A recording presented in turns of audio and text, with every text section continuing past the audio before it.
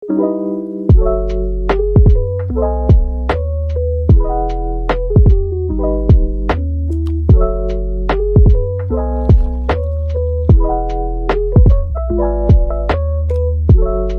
aking pangako, simula ngayon ipapakita ko sa iba na ako ay magiging magalang na bata sa aking pamilya, gayon din sa aking kapwa bata.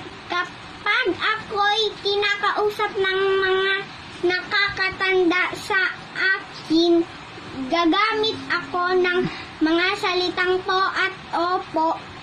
Sa tuwing ako ay aalis ng bahay, hindi ko kakalimutan ang magpaalam sa aking magulang. Sa pagkakataong may nagawa akong pagkakamali, sasabihin ko lagi ang salitang patawad o sorry po.